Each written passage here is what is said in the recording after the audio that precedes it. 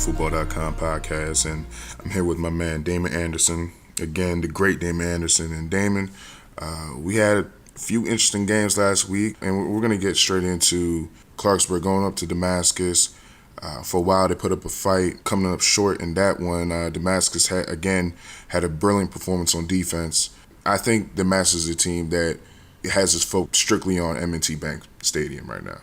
I think that they are looking at the regular season as, obviously they're looking at Urbana, a team that knocked them out a couple times in the past, and I think that they're really trying to shape up what they want to do. So, what do you think about that situation and that game overall, how it unfolded, and what do you think about Clarksburg and how?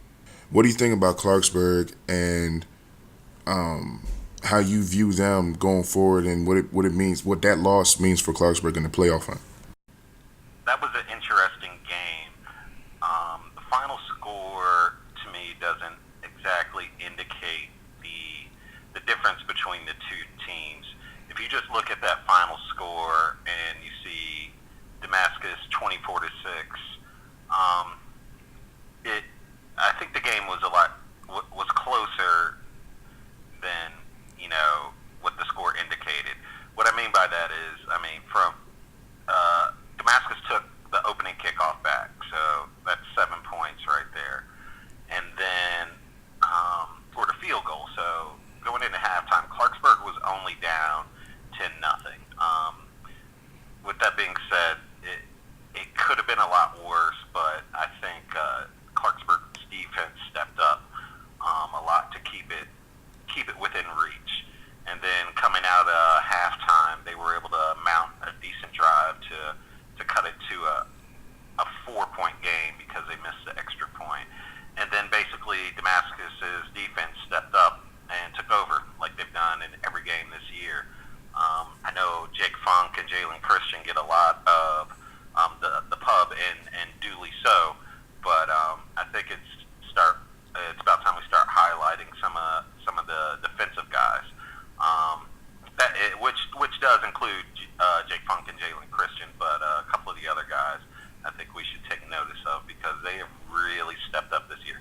They've held two high-powered offenses well below their average, that being Clarksburg and Quince Orchard, and I think that's going to bode for them well going into the playoffs. And yes, I'm already penciling Damascus in for the playoffs, even though they play in the toughest region in the state 3A West, where an 8-2 record, it's looking like may not get you into the playoffs, as scary as that sounds. And as a matter of fact, that may happen in a couple other regions, but we'll talk about that later.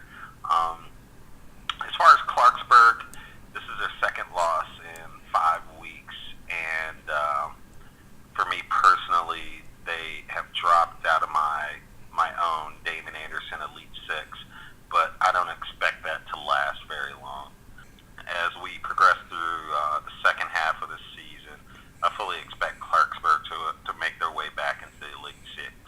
And as Coach Hurd said last week, they literally played the toughest schedule in Montgomery County. When you have Quince Orchard and Northwest and Damascus on your regular schedule, that's ridiculous. But that's the way it works with the schedule. Somebody's going to end up playing the toughest schedule. So Right. Unfortunately, it's been Clarksburg, but they'll have a shot to bounce back in 2 weeks versus Northwest. They play Wootton and BCC the next 2 weeks. I don't expect them to have too much trouble there. They might even get to rest their starters. And Clarksburg is the last team to beat Northwest, and I'm sure the Jaguars are very aware of that. Yes, they are. So it's going to be an interesting game. Actually, a very interesting game. It's going to have playoff implications in terms of seeding. These two teams may even see each other again in the next 3 or 4 weeks, depending on where they're seated at. So, with that being said, Damascus played an awesome game. It's the second time I've picked against them this year. You think I would have learned my lesson? But, Yeah, I saw that people kind of giving you a hard time about that. Yeah, So, it is what it is. I went with my gut. I had a feeling there would be an upset this week. I was just looking at the wrong game. Yeah, unfortunately, yeah. Yeah. So, yeah, overall, that was a great game. Once again, excellent game of the week. I mean, even though I like to pat the MocoFootball.com staff on the picking of the games of the week. Every single one has been extremely competitive. Absolutely. If the listeners out there are having problems deciding on what game they might want to go to, just look at the game of the week. I mean, it's a guaranteed to be an exciting, close, well-played game, regardless of who it is. Yeah, Mike is pretty strict on that. He doesn't want the game of the week to be a blowout. That's his biggest thing. So we have to make sure, that fully well, that we have to make sure that we do a lot of research into, okay, which one are we going to pick this week? But I mean, in recent weeks it's been pretty easy to pick them. But yeah, that Mike is make sure that we do a good job with that. Absolutely. So, yeah. With that being said, it was an excellent game. Damascus is looking like the state championship contender we thought they all might be. They should have a relatively easy next 2 weeks. They get a banged up and reeling Walt Whitman team. Right. Unfortunately, they're falling apart at the seams, especially with the loss last week to Rich Montgomery. And then the following week, they get Chuck Reese in the high-powered offense of the Rockville Rams. And I'm starting to turn the corner on Rockville. I'm starting to think that they're better than I initially thought. Yeah. Especially with when you look at common opponents and the way certain games have played out. I think they're a little bit better than I thought. With that being said, I don't expect Damascus to have any problem with them, but I'm thinking it'll be closer to a 2-score game than a 4-score spread than what I was thinking a couple of weeks ago. And then in week 8, the biggest game in Montgomery County 3A every year, Seneca Valley versus Damascus. And with Seneca Valley's upset of Sherwood last week, yeah, this is going to be real good. I think Coach Kim and the Screaming Eagles may have been sandbagging us a little bit with their performances through the first few weeks of the season. And I think you even touched on that when we were talking about them in week 1 and week 2, how they may be just, trying some new things out. Yeah.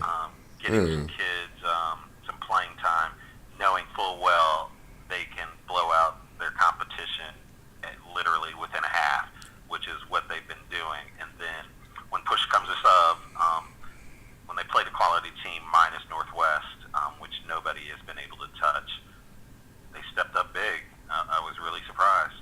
Hats off to the Screaming Eagles. Seneca Valley got up real early in the game, 21-0 in the first quarter. Became a defensive battle from that point on. Sherwood climbed back into the game, had a muff punt at the end that really kind of cost them the game. One play doesn't cost them a game, but that muff punt probably set them in a really bad position. Marcus Sims ended up scoring, I believe it was an 80-yard touchdown to make it 27-17, and Seneca Valley got back the ball and was able to run out the clock.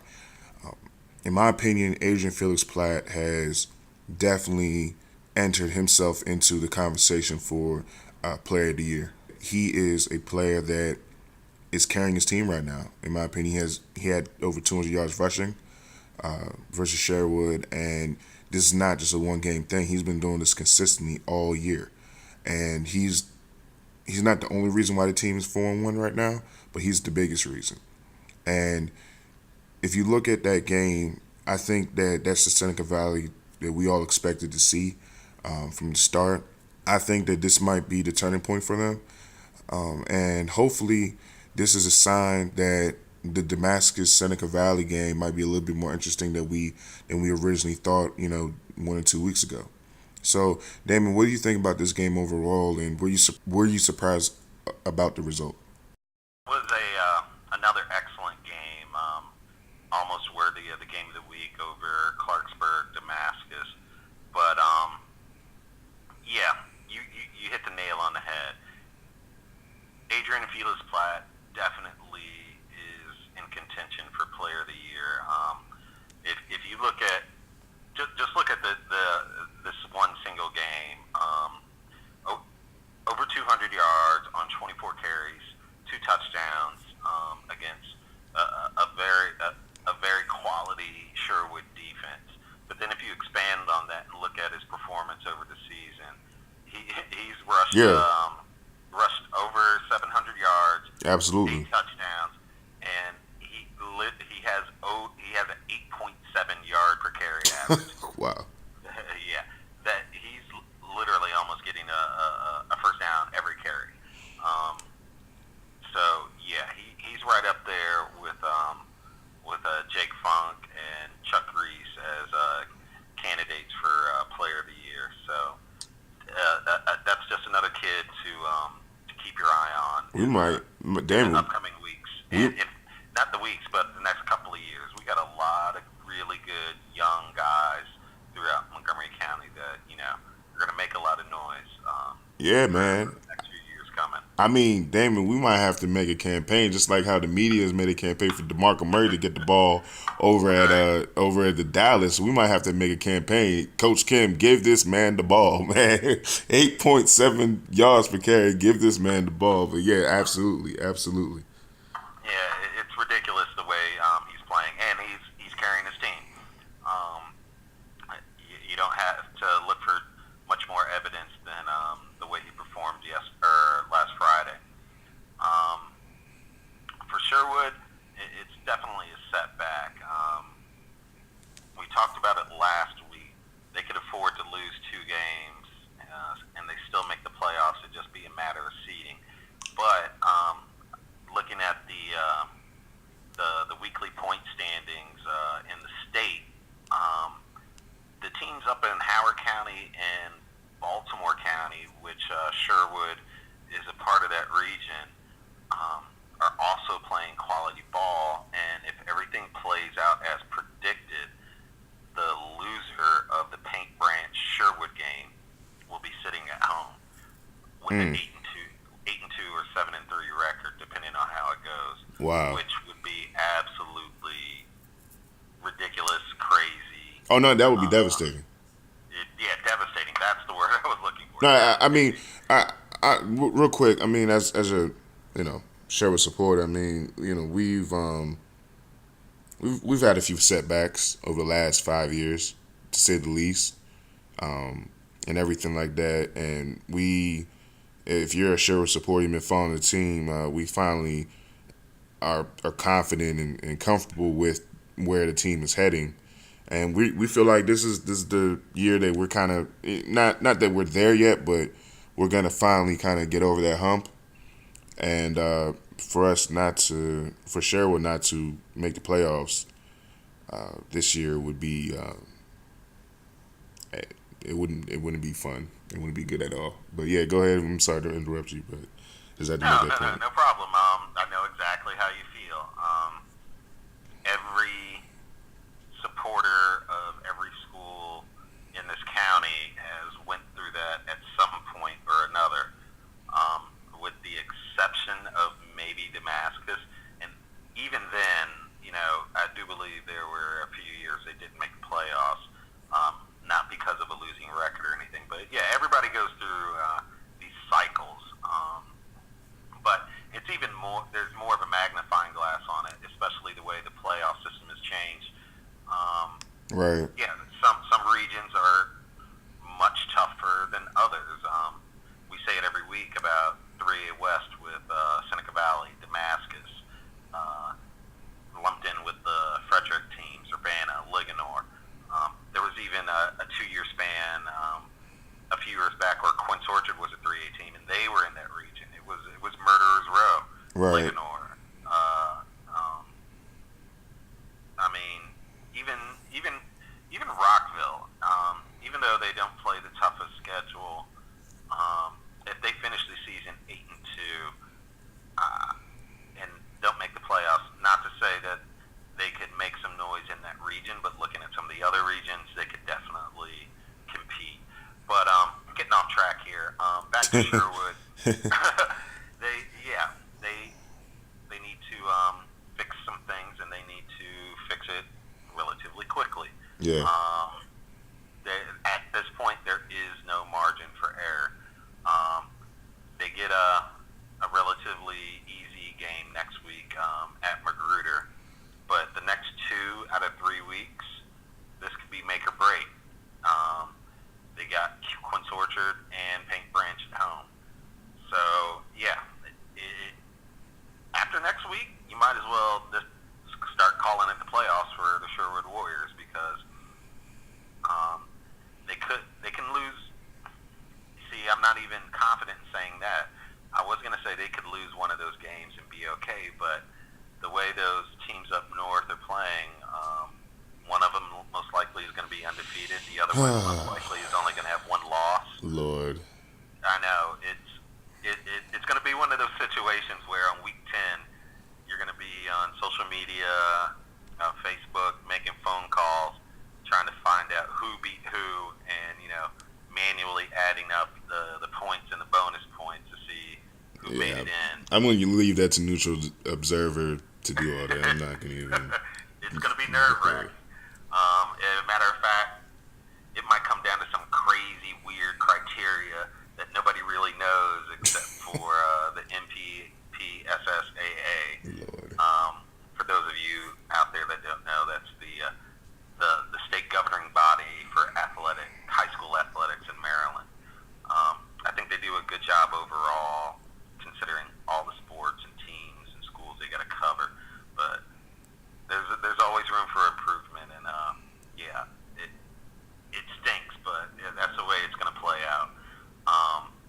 But with that being said, for me personally, in my Elite Six, it's not in the official Elite Six. I still had Sherwood in there at the number 6 spot. So it wasn't too much of a drop off. It was still a close competitive game. It's just not what the outcome we expected. So I had to drop them down a couple of notches. Yeah, I mean, in my opinion, it was just one of those situations where Sherwood came out and they got jumped on, man. Honestly. Oh, yeah. Yeah, they did. They got jumped on, and they did a good job to come back. But sometimes when you're winning, and I think Coach Greer and the staff, I think it's actually a good loss for them to kind of get back the kids where they want them. Because I think when you're winning, sometimes you're more prone to overlook some things, and I think that now that their sins, if you will, resulted in a loss, I think that the coaching staff can get on them a little bit about what they were doing and everything like that. But I mean, it sucked. I'm not even gonna lie that they lost that game because, like you said, because of the way the region's playing out, they can't really lose another game and feel safe anymore.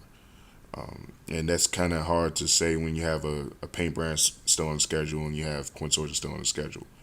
By the way, for our viewers, we're gonna have a wager next week. 2 weeks. 2 weeks. Oh yeah, next week. Yeah, next You're week. Right, next week. We'll have a wager going on.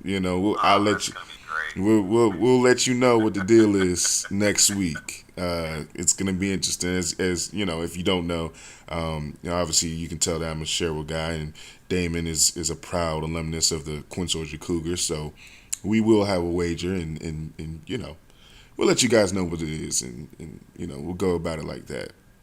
Okay, Damon, let's talk about the game of the week, the game that we've kind of been waiting for since last year in the semifinals when Northwest ended up knocking off Paint Branch and advancing to the title game, which they ended up winning over Suitland.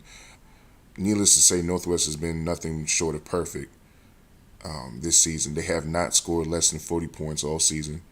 And more impressively to me, more impressively to me, they've only given up 6 points all year.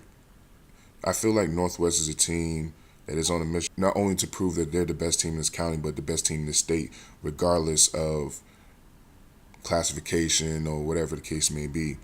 I think that they are. I think that right now, when you look at them, I think I can make a case that no matter whether you're talking about private or public, they might be the best school in this state.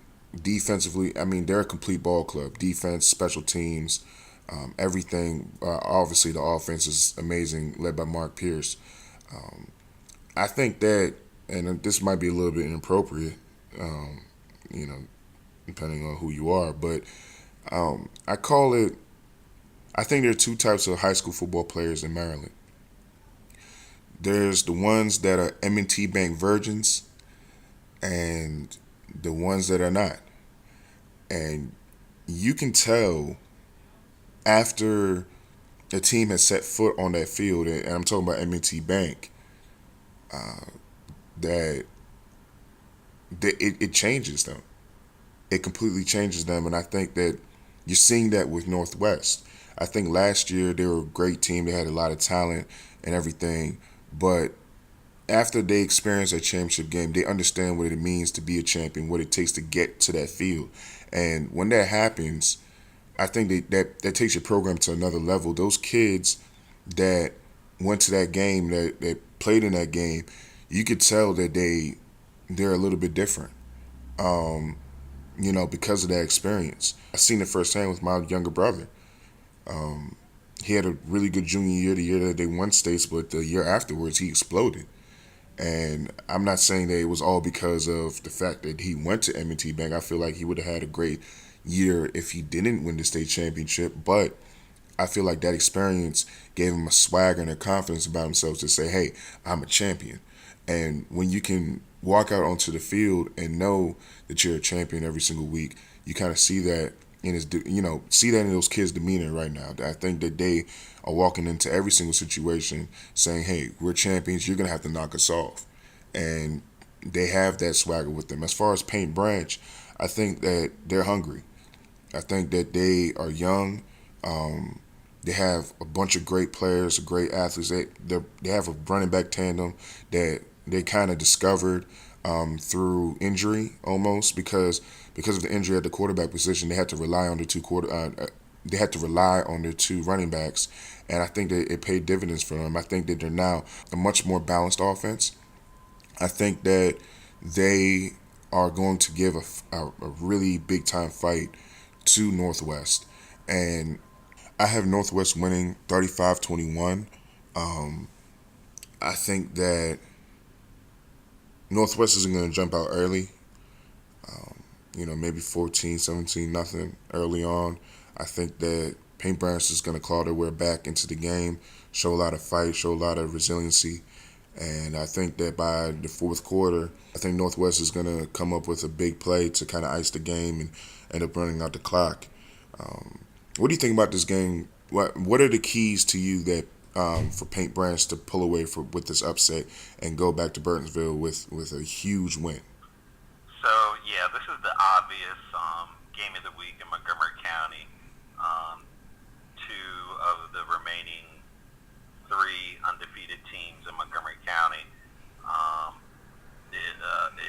It's obvious. It's easy. Paint Branch is going to travel to the Black Hole for what should be an extremely exciting game. Northwest has been literally blowing everybody out of the water. I do believe they're averaging 47 points a game, if my math is right. Yeah. A little bit like 1.2 points given up on defense. Yeah. Yeah. With 4 shutouts, only giving up 1 touchdown, a late score to Seneca Valley 2 weeks ago. When you can't ask for a better performance out of a defending state championship team. There is absolutely no letdown, which is one of the questions coming into the season. Even though they're the big dog and they're being hunted, they've responded tremendously.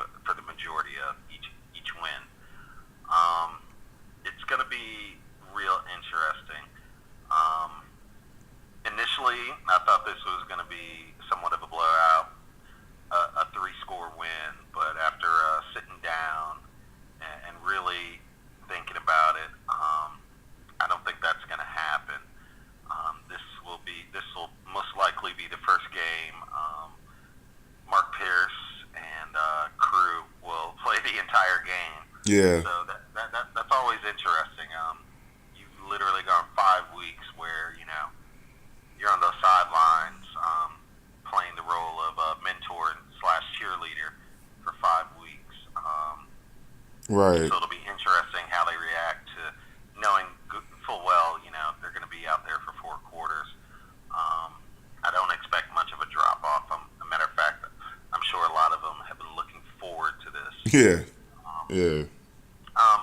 and that's another thing about, we were talking about player of the year candidates. I left Mark Pierce off of that list, and yeah, the only bad thing I can say about his performance this year is it's been too good. Yeah, he hasn't been on the field the second half. Exactly, he hasn't been on the field the second half for 5 weeks. So when you look at the stats, initially you're like, well, yeah, he's not even close to, let's say, like a Chuck Reese. Yeah. But that's because he and his teammates have equally performed to the highest of standards, to the point where the game's over. Yeah. I'm sure Chuck Reese would, rather be in Mark Pierce's spot than vice versa. So Yeah. take that at face value. Yeah. So yeah, Mark Pierce, obviously, definitely player of the year candidate, regardless of what the stats say. But yeah, back to Paint Branch. It's going to be a tall task. They gave up 29 points to Churchill. They gave up 14 points to Einstein. They're going to need a much, much better performance out of their defense if they want to hang with the Jaguars. I think it'll be a high-scoring game, but I see Northwest holding on late, winning 35 to 22. It'll be a competitive game. I think where Northwest will shine is going to be on their defense. Right. They're going to get a lot of pressure on the Paint Branch quarterback, Davis Cray. So it's going to be up to the Paint Branch offensive line to give him some time to do what he needs to do to basically keep the Northwest offense off the field. Right. They may even have to slow down the game a little bit, make it a game of field position and time possession. The longer the Northwest offense is off the field, the better your chances are. Right. So if they can get, a few turnovers here and there, maybe make something spectacular happen on special teams, you're going to need all phases of your team to step up: offense, defense, special teams. You can't make it no muff snaps, Yeah. no non-contact fumbles, or Mm-hmm. overthrown balls for interceptions. Everybody's going to have to be. Paint Branch is almost going to have to play a perfect game, because Northwest is playing perfect, and they have been for the past 5 weeks. Yeah. But with all that being said, it's still going to be an excellent, well-played game. I don't expect it to be a blowout at all.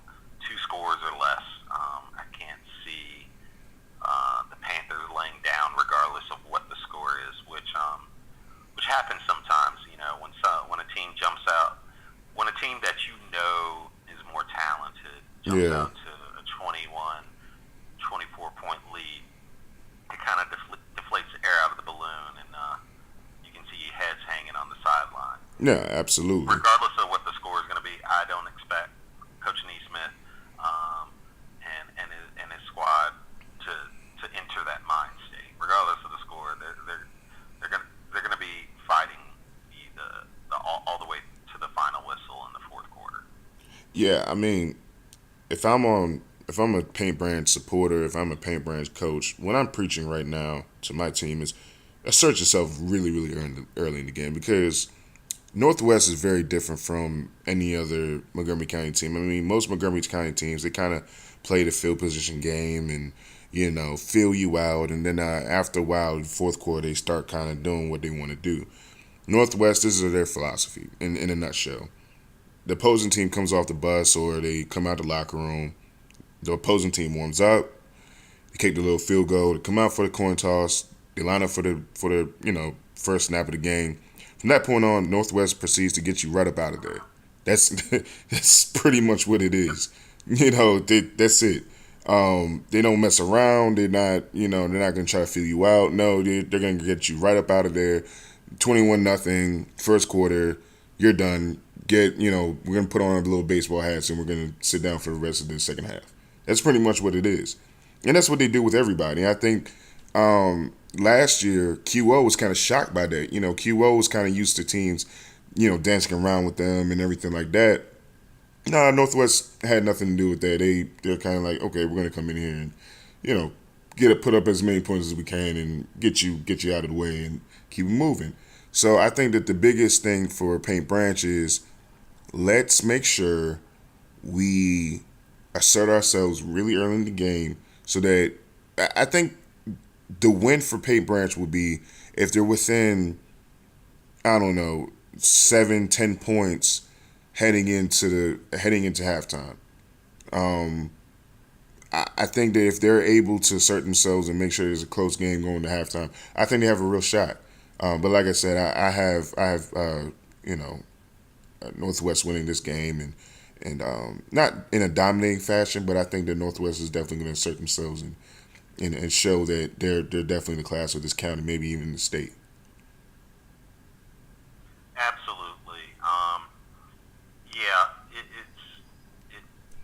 I just can't say enough good things about the Northwest Jaguars. Obviously, Mark Pierce picked up right where he left off last year. Even though he hasn't played a full game this year, he's still in the top 6 of passing leaders in Montgomery County. So that should tell you a lot right there. His favorite target, Jamar Wilson, is in the top 10 for receivers with close to 350 yards.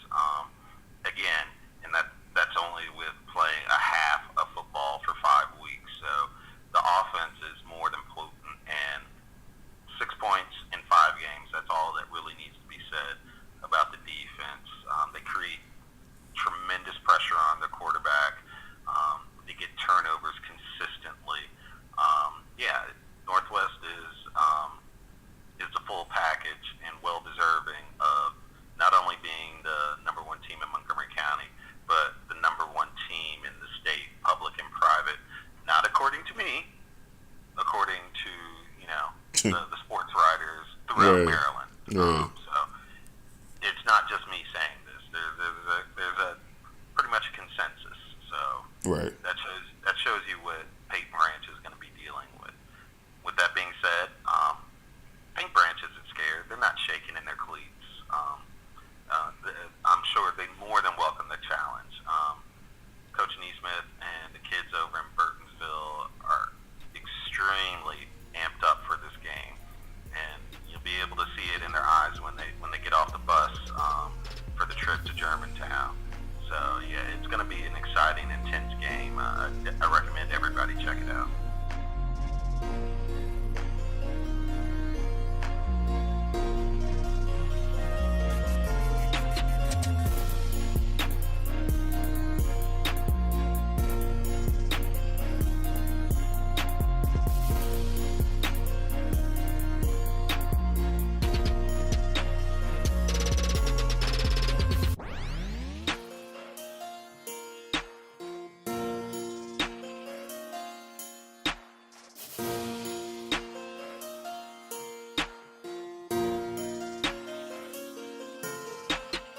All right, everybody, we're here with the man, that everybody's been talking about, since last year, Mark Pierce, the quarterback of the Northwest Jaguars, the reigning state 4A state champions. Mark, it's a pleasure to have you on, man. Thanks for coming on this week. I'm a big fan of yours. I'm a big fan of your program, everything you guys have been doing. Take me back to the foundation when everything started last year. You guys really had some ups and downs last year, had losses to Clarksburg and Gaithersburg. Then the coaches come to you and say, you're our guy.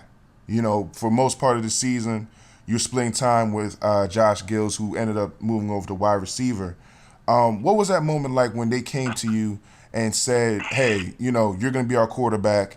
You're going to be the one that takes us as far as we're going to go." And was there any nervousness, or was it just like, "Hey, I'm going to take off from this point on"? It's always a great feeling when your coaches come and tell you that you're going to be a full-time starter. And I knew that they trusted me to get the job done. But, with splitting time with Josh, it helped me learn a lot and progress through the season. My worst game last year was our first loss versus Clarksburg. But, we help you learn stuff. And you can't learn stuff without failure. So I think as the season progressed, we learned as a team that if we were to succeed and get to the goal where we wanted to be as state champions, that me as starting quarterback would be more effective and it would open up our offense. And I was a little nervous. It's always very nerve-wracking when your first game starting is where it's the number one team in the county is Quince Orchard Cougars with a full packed house and they're undefeated. But I was definitely prepared and I was ready to play and I was ready to do whatever the coaches asked me to do.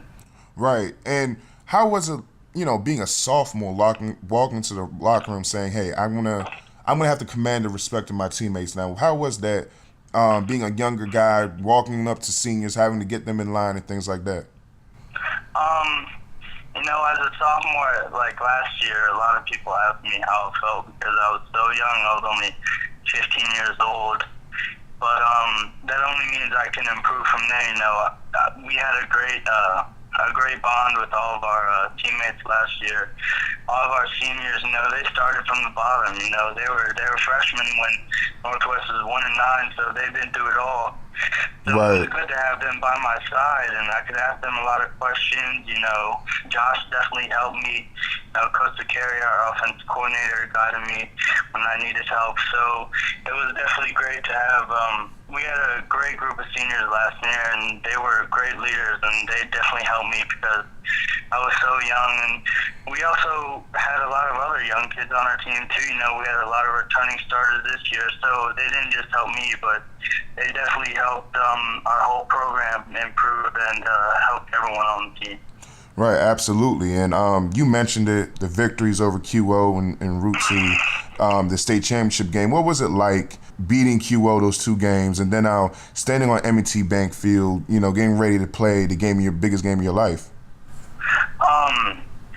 Beating QO, it's tough to beat them in the Cougar Dome. I don't know how many people have done that. When we beat them last year, I think it was like the first time they've lost there since like 2010. But to do it twice in 1 year as a sophomore, it's a great feeling, But winning that state championship, its words can't be described.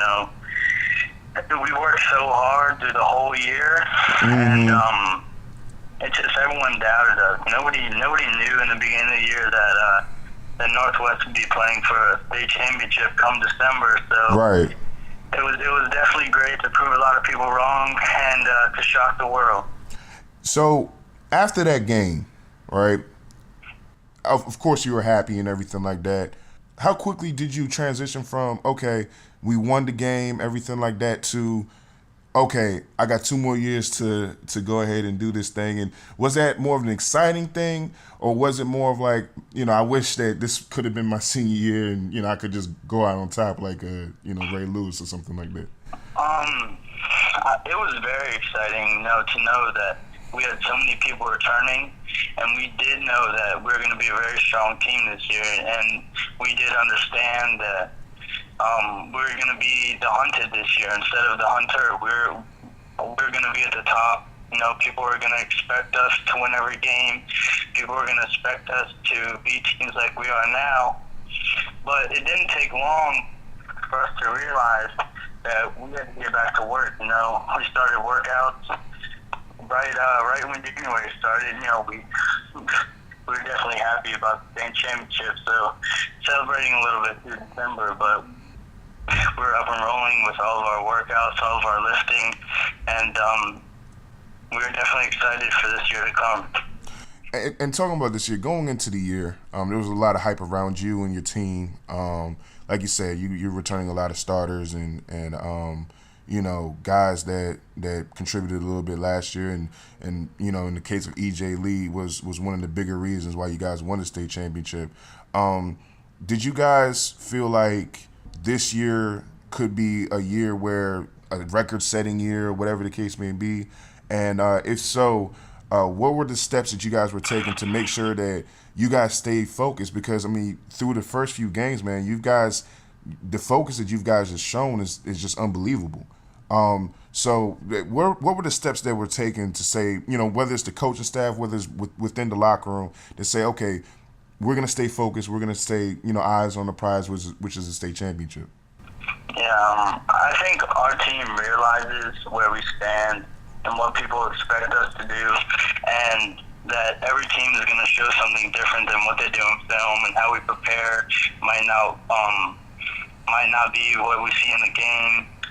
So I think as a team, it fuels us that we know that people are going to give their 100% towards us every game, and I think it just makes us more hungry because we know that people are coming for us, but we just have to hold our ground.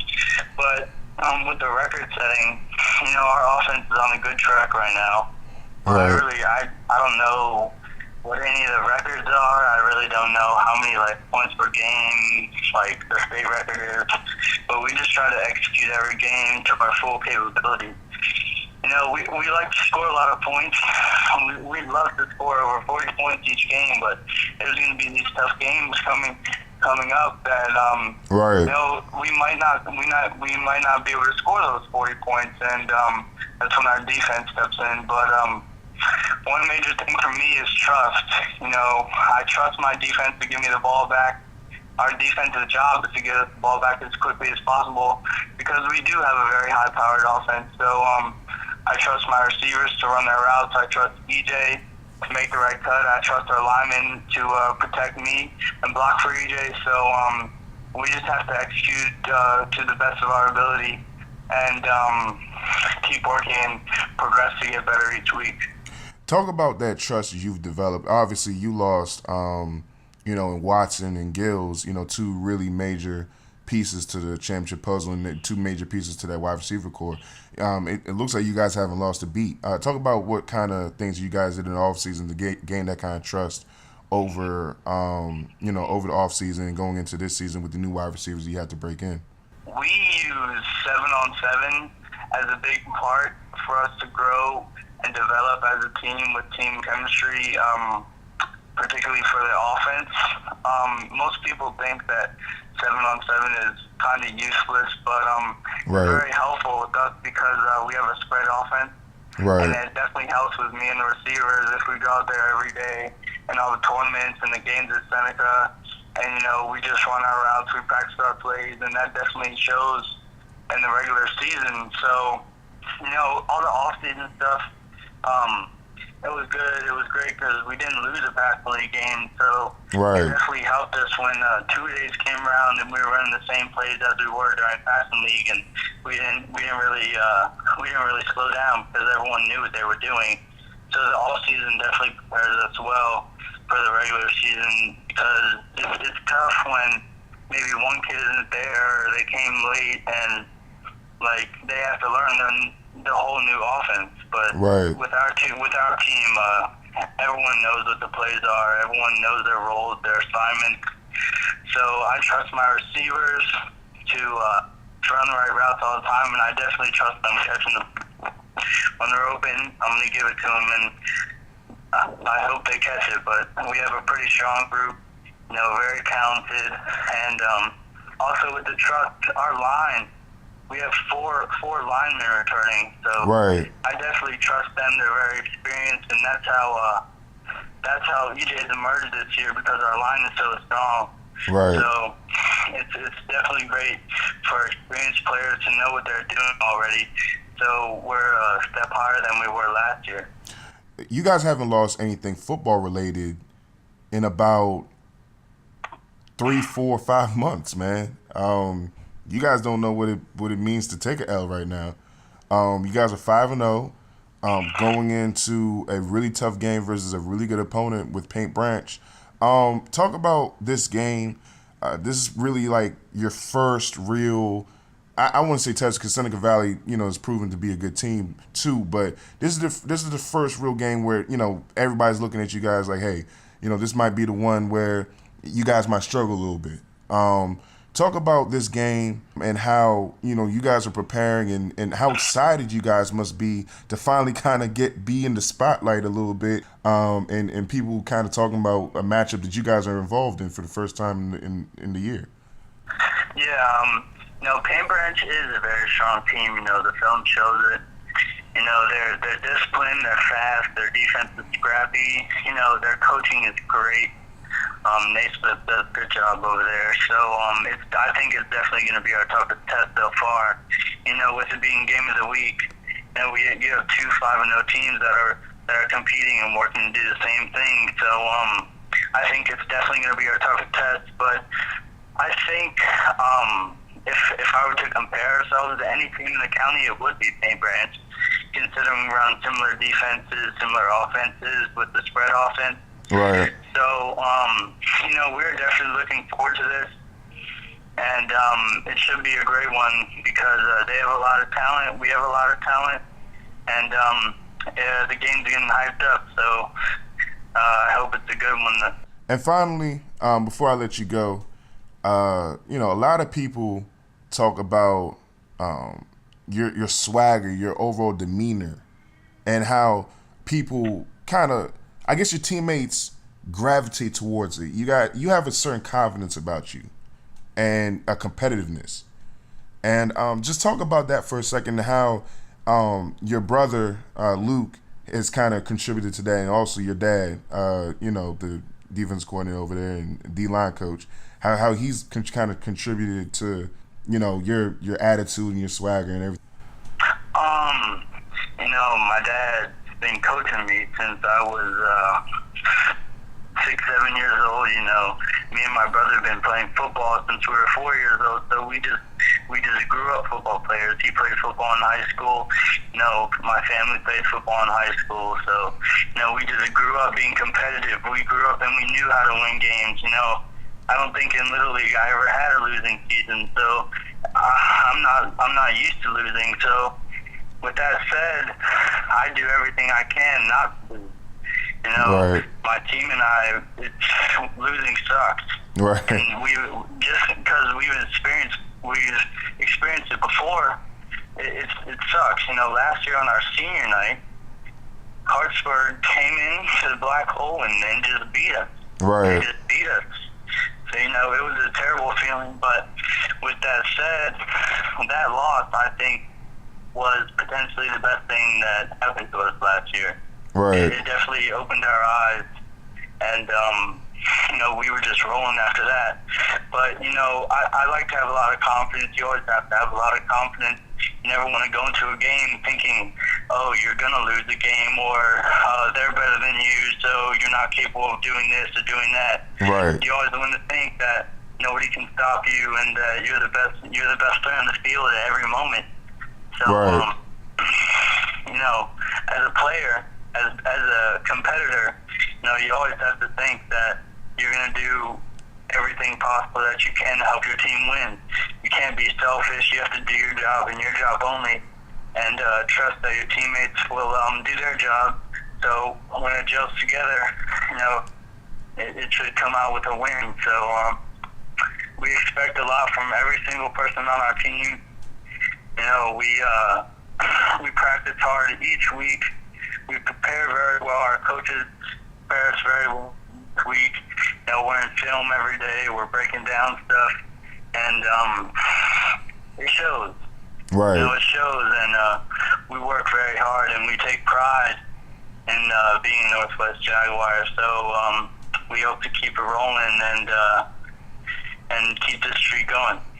Well, all right, Mark. Thank you for coming on tonight, and we're gonna definitely be watching this week, man. This is a big time game, and we've been kind of circling this one for a while. And I just want to reiterate again how impressed I am with everything that you guys are doing. I mean, it's not just that you guys are winning. you guys are. It's just the focus and the overall, championship mindset that you guys bring to the table week in and week out. I mean, there's a lot of times where we look on the score and we're wondering if this is the week that you guys kind of have a championship hangover, and it just never happens. You guys keep steady every single time, every single week, man, and I'm just impressed. I'm just in awe of the focus you guys have had. So, thank you so much for coming on this tonight, and we'll be watching on Friday, man. All right, thank you for having me. Thank you very much. No problem, man. That's Mark Pierce, Northwest Jaguars quarterback. We'll go to break and we'll come back.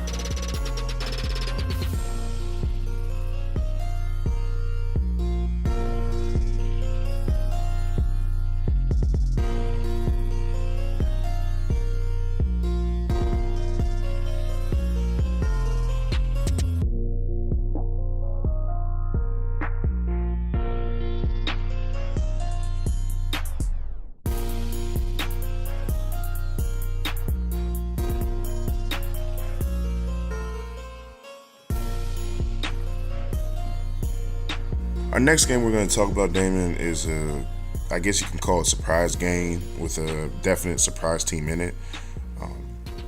We have 4-1 Wootton. I never thought I'd be saying that after 5 games. We have 4-1 Wootton going to Clarksburg. Clarksburg coming off of a disappointing loss to Damascus the week before, and clearly this is a shock to all of us. Now, it's not like Wootton's beaten the greatest people in the world, but being 4-1 is very impressive given the fact that they lost one of the better players in this county and a few other guys. I think it just goes to show you that football is a team game. You might lose 2 or 3 pieces, but if you can band together as a team, you can end up being a pretty good squad, and that's what happened in this situation. Before the season, even remember us talking about it, we predicted Wootton to have a pretty bad year, but we said the one thing that might have them in a good position is, hey, maybe the kids might band together and say, we're going to show everybody that they're wrong, and that's what they've done so far through 5 games. And Clarksburg, I think that they're going to try to come and bounce back in a big way. I have Clarksburg winning this game 38-14, and I think they're going to win this game pretty handily. I think Clarksburg is going to get out there and prove to everybody that they're still a legit team in this county. And what do you think about this game overall? Do you think that there's any chance that Wootton can pull off this upset? And what do you think about Wootton's now? And this might be crazy, at the beginning of the season, we never thought we'd be talking about Wootton in playoffs, but what do you think about Wootton's playoff chances? Okay. Yeah. First off, hats off to Coach Tolliver and his staff and the kids over at Wootton. Like you said, coming into the season, it was a hot mess, for lack of a better term. There was an exodus of players, including their coach. So there were numerous question marks surrounding the Wootton Patriots. And based off of, what we saw other teams doing around the county, it wasn't shaping up to be a good year for Wootton. So to have them not only be at a 4-1 record, but a hard-fought 4-1 record, especially the last 2 weeks. Their defense stepped up big versus Whitman 2 weeks ago, pulling out and hanging on for a 7-6 win, and then upsetting Gaithersburg 16-12. Those are 2 extremely hard-fought games. So it goes to show you the fight of the kids to hang on for those W's. So, with that being said, I think the party's over. Oh, gosh. The clock has struck midnight. It's over. Okay. 'It's starting this week. Right. They travel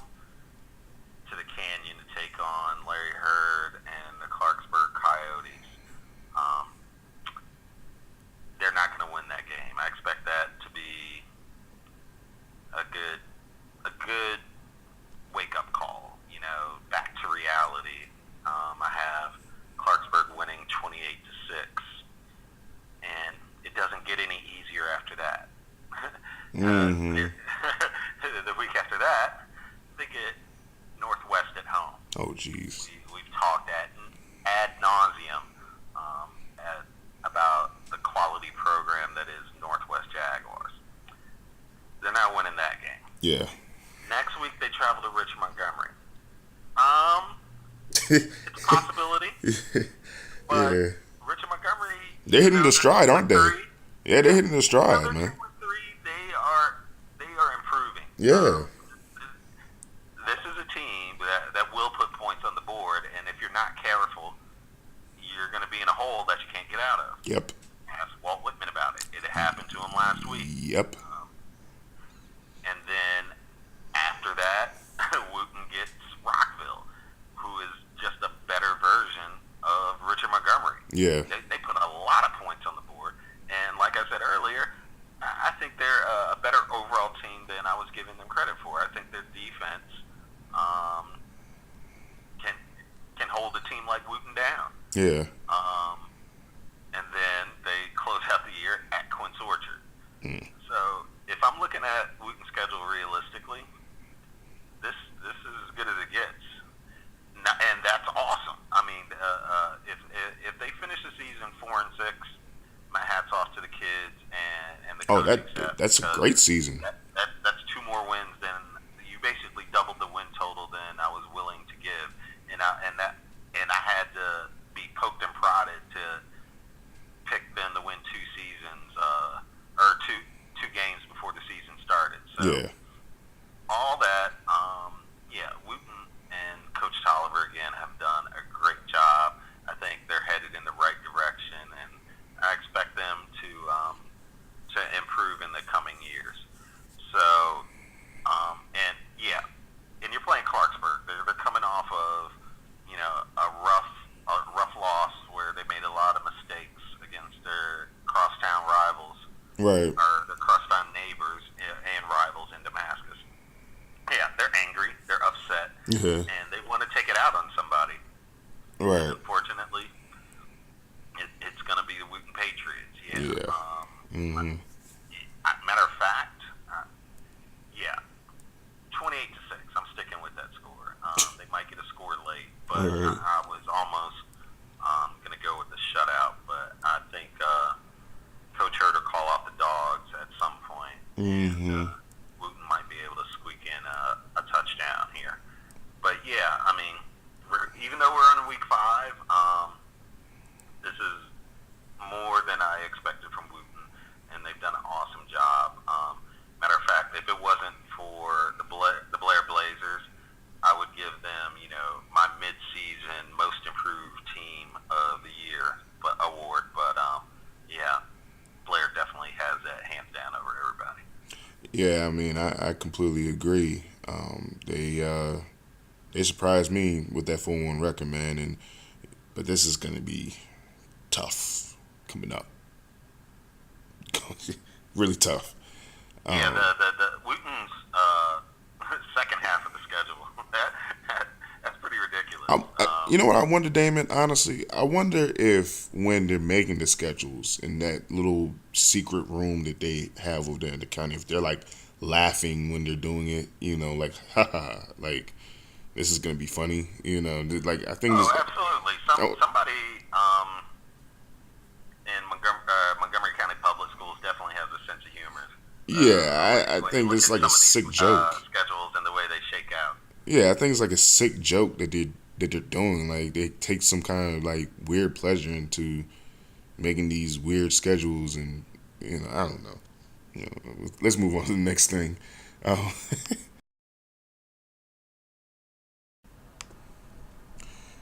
Let's go ahead and talk about the Elite Six this week for the people that haven't seen it. Northwest is number 1 again.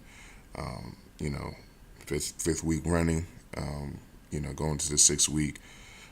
Damascus is number 2. Quince Orchard number 3. Paint Branch number 4. Seneca Valley number 5, and Clarksburg number 6.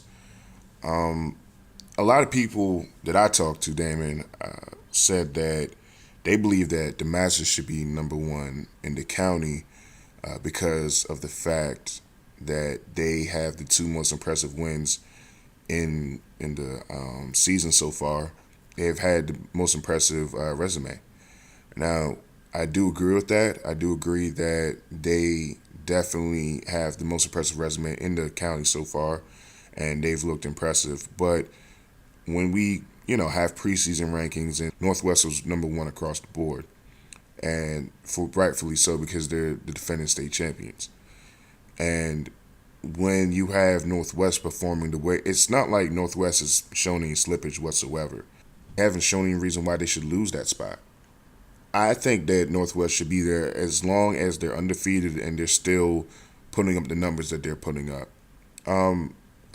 Another thing that, and look, I love Clarksburg as a team. I love their coach. I love everything about them. But I don't understand why after one loss at Seneca Valley in a must-win game for Seneca Valley, why Sherwood has completely dropped out of the Elite Six.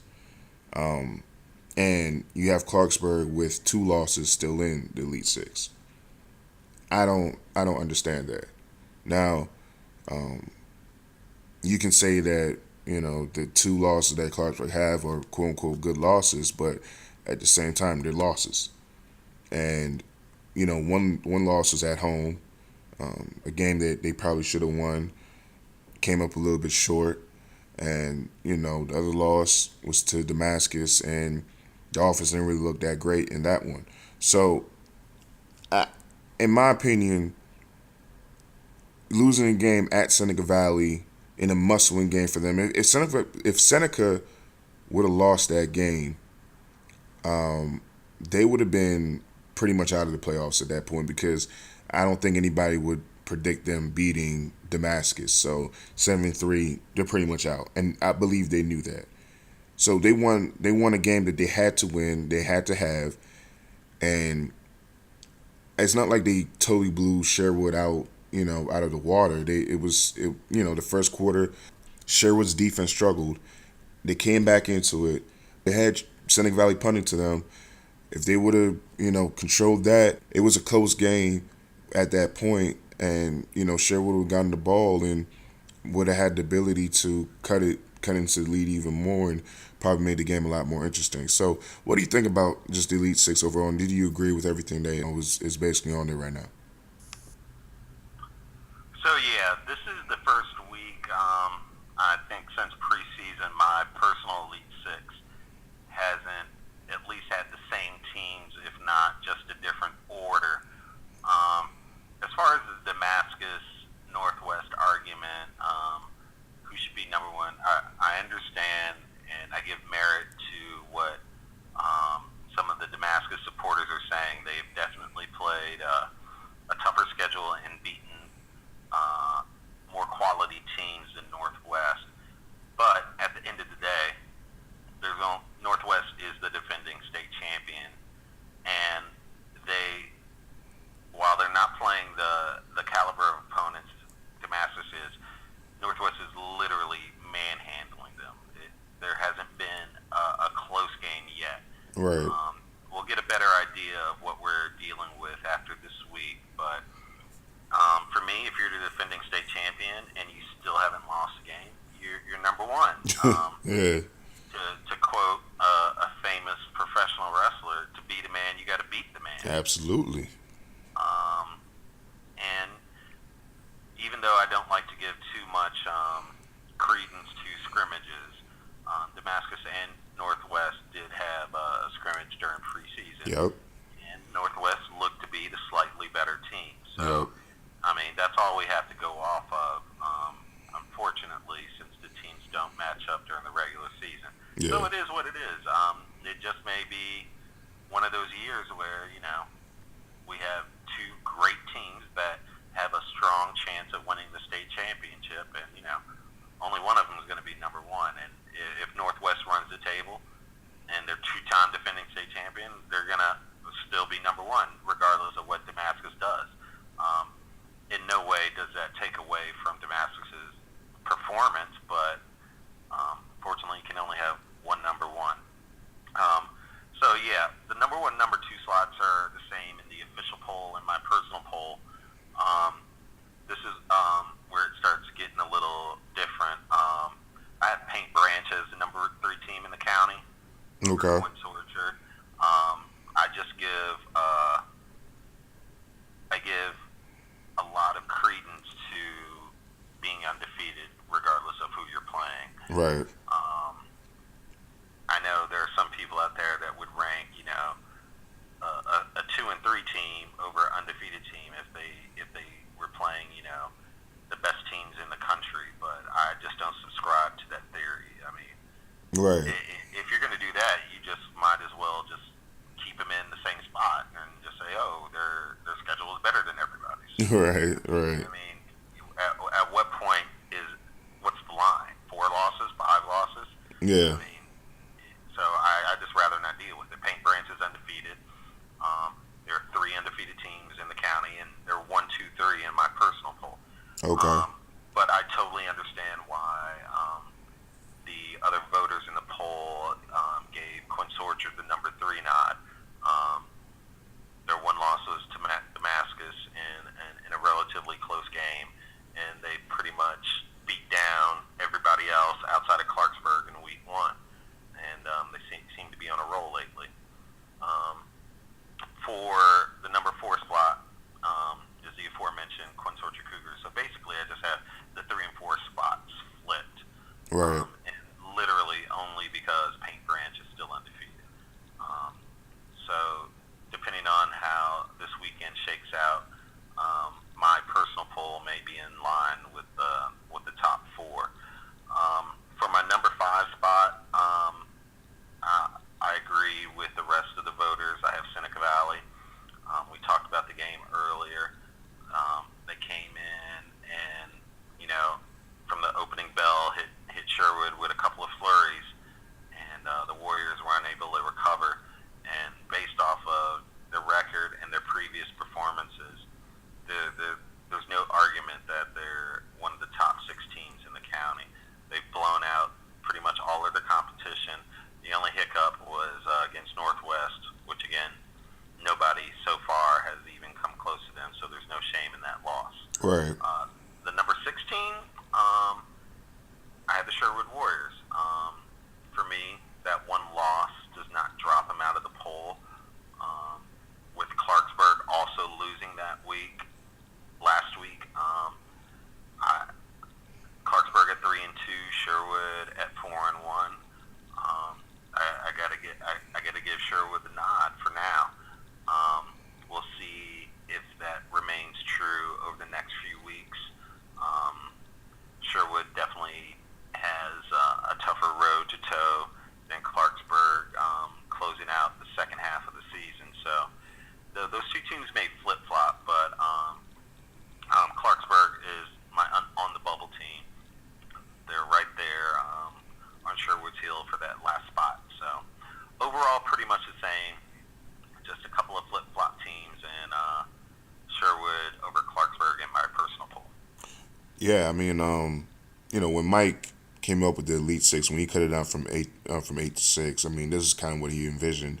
Us talking about good teams all around.